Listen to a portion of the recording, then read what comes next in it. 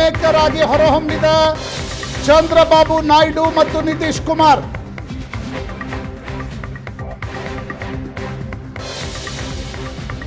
ನಿತೀಶ್ ಕುಮಾರ್ ಮತ್ತು ಚಂದ್ರಬಾಬು ನಾಯ್ಡು ಸಂಪರ್ಕಕ್ಕೆ ಮುಂದಾದ INDIA ನಾಯಕರು. ನಿತೀಶ್ ಚಂದ್ರಬಾಬು ಜೊತೆ ಶರದ್ ಪವಾರ್ ಫೋನ್ ಮೂಲಕ ಮಾತುಕತೆ.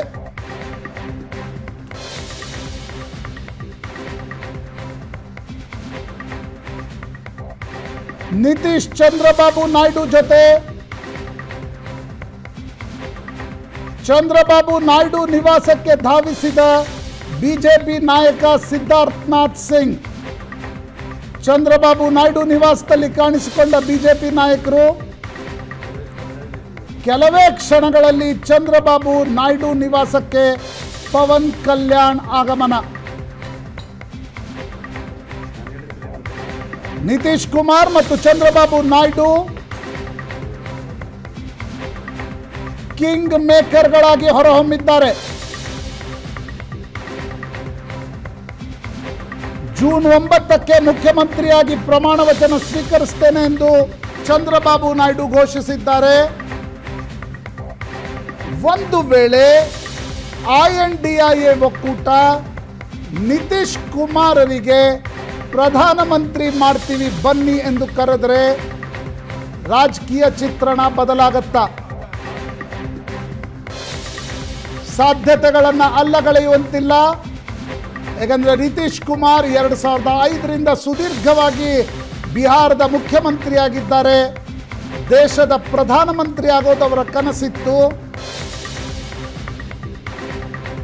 INDIA ಒಕ್ಕೂಟ ಸಂಯೋಜಕ ಮಾಡಲಿಲ್ಲ ಎಂದು ನಿತೀಶ್ ಕುಮಾರ್ NDA ಹತ್ರ ಹೋಗಿದ್ರು. ಈಗ ನಿತೀಶ್ ಕುಮಾರ್ ಏನು ಮಾಡ್ತಾರೆ?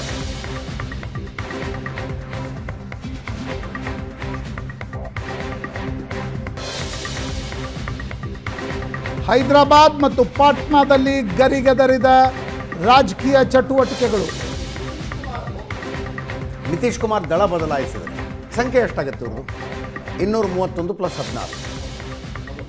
ಅವಾಗ ಅದರ್ಸ್ ವಿಲ್ ಬಿ ಎಲ್ಲರೂ ಹೋಗ್ಬೇಕು, ಇನ್ಕ್ಲೂಡಿಂಗ್ ದೇವರಾಜರ ಪಕ್ಷ JDS. ನಿತೀಶ್ ಕುಮಾರ್ ಬದಲಾಯಿಸಿದ್ರೆ ಓಕೆ, NDA ಕೂಡ ಒಂದು ಎಕ್ದಮ್ ಮಾರ್ಜಿನ್ಗೆ ಬಂದ್ಬಿಡುತ್ತೆ. 296 - 15 is 280. ಎಸ್, ಎಕ್ದಮ್ ಮಾರ್ಜಿನಿಗೆ ಬರುತ್ತೆ. ಹೌದು, ತುಂಬ ಎಜ್ಜಿಗೆ ಬರುತ್ತೆ.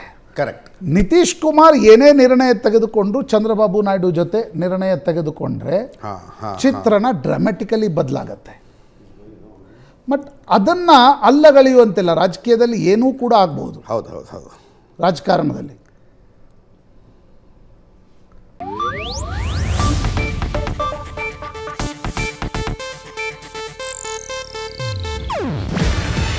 ಇದು ಏಷ್ಯಾನೆಟ್ ನ್ಯೂಸ್ ನೆಟ್ವರ್ಕ್ ಪ್ರಸ್ತುತಿ.